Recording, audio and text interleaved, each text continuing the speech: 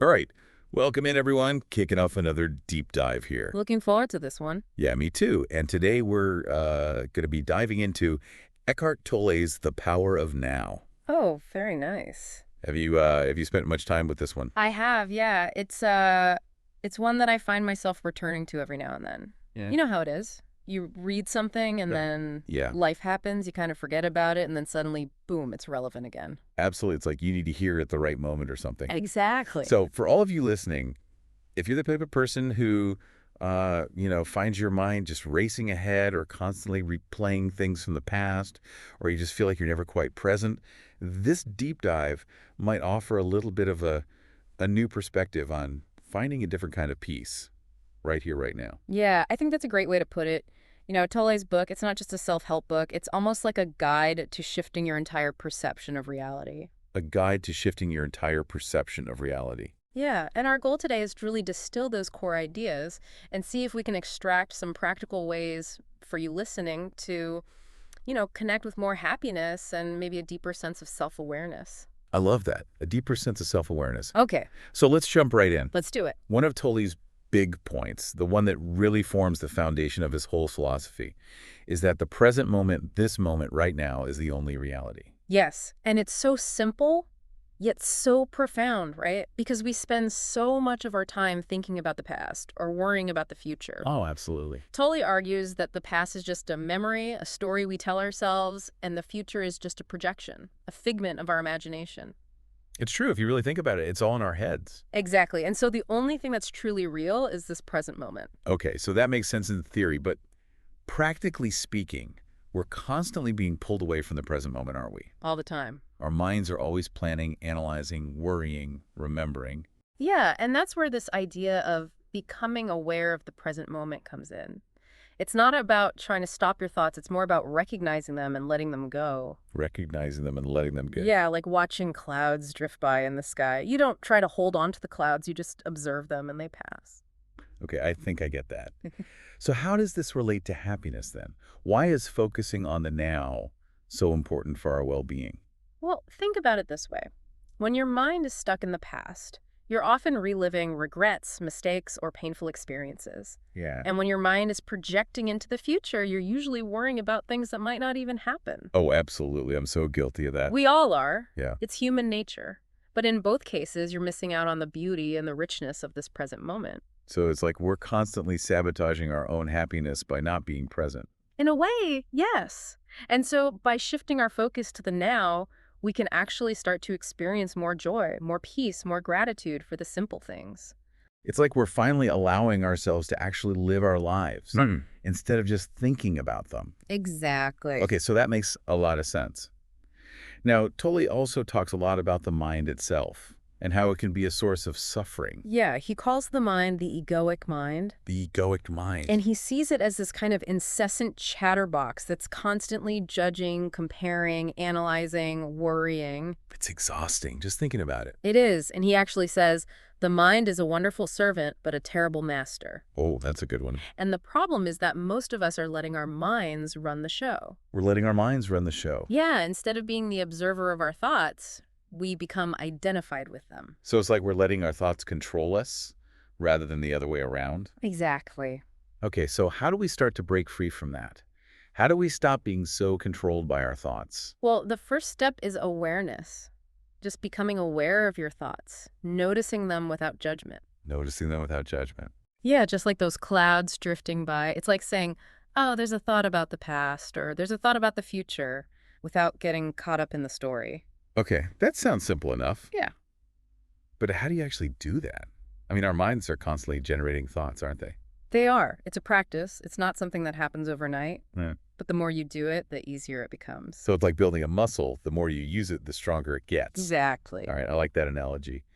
Now, one of the things that I found really interesting in The Power of Now is the concept of the pain body. Oh, yeah. The pain body. That's a powerful one. It is, and it sounds a little scary, to be honest. What exactly is the pain body? Well, it's essentially a collection of all the negative emotions that we've accumulated throughout our lives. All the negative emotions we've accumulated throughout our lives. Yeah, all the pain, the trauma, the fear, the anger, the resentment, it's all stored in this energetic field that Tolle calls the pain body.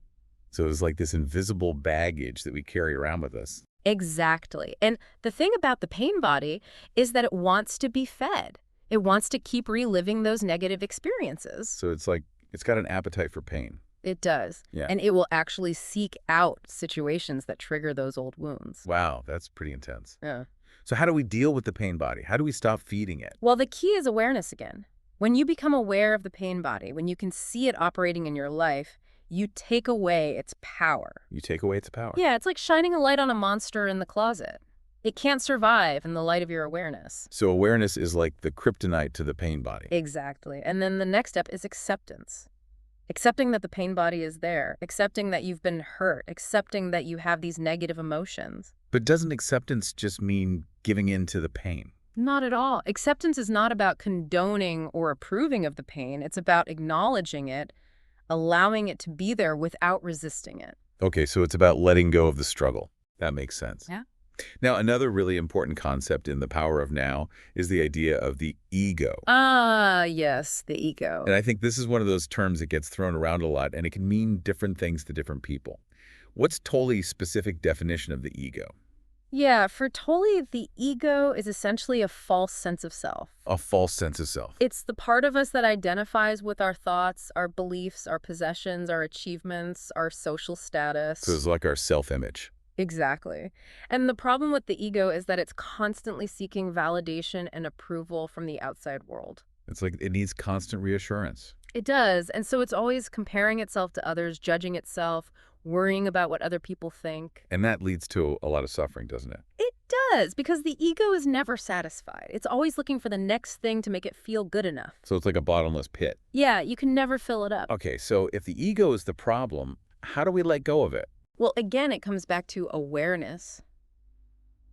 Becoming aware of the ego, seeing how it operates in your life. Seeing how it operates in your life. Yeah, noticing when you're comparing yourself to others, when you're feeling insecure or jealous, when you're trying to impress people. And then what? And then just observing those thoughts and feelings without judgment, without getting caught up in them. So it's like we're detaching ourselves from the ego. Exactly. And as we do that, we start to connect with our true selves, the part of us that is beyond the ego. Part of us that is beyond the ego. Yeah, the part of us that is pure awareness, pure being.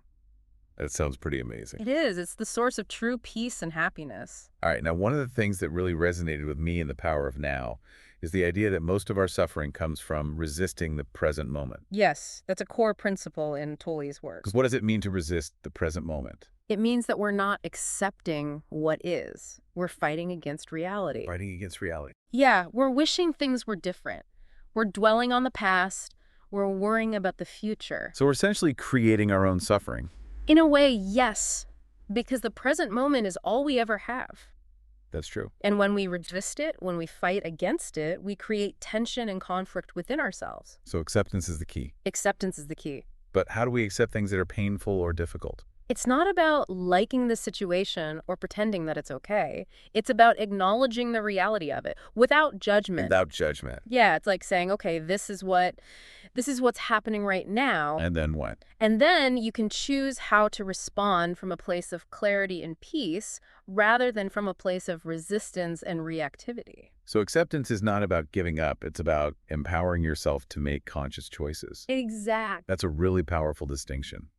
Okay, so we've talked a lot about the importance of awareness, but how do we actually cultivate that awareness? Are there any practical techniques that Tolle recommends? He talks a lot about the power of mindfulness and meditation. Mindfulness and meditation. Yeah, and these are practices that can help you to become more present, more aware of your thoughts and feelings. So it's like training your mind to focus on the now. Exactly. And one of the simplest ways to do this is to focus on your breath. Your breath. Yeah, just bring your attention to the sensation of your breath as it enters and leaves your body. It sounds so simple. It is, but it's incredibly powerful. Because your breath is always with you, it's a constant anchor to the present moment. So it's like a little reminder to come back to the now. Exactly. I love that. All right, so as we wrap up this deep dive into the power of now, are there any final takeaways that you'd like to leave our listeners with? Yeah, I think the most important thing is to remember that the present moment is all we ever have. The present moment is all we ever have. And that true peace and happiness can only be found in the now. So it's about letting go of the past, letting go of the future, and just being present in this moment. And that's a practice. It's something that we have to cultivate every day. It is, but it's so worth it. It is. All right. Well, thank you so much for joining me on this deep dive into the power of now.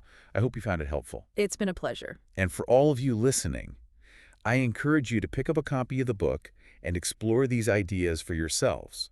You might be surprised at what you discover. Absolutely.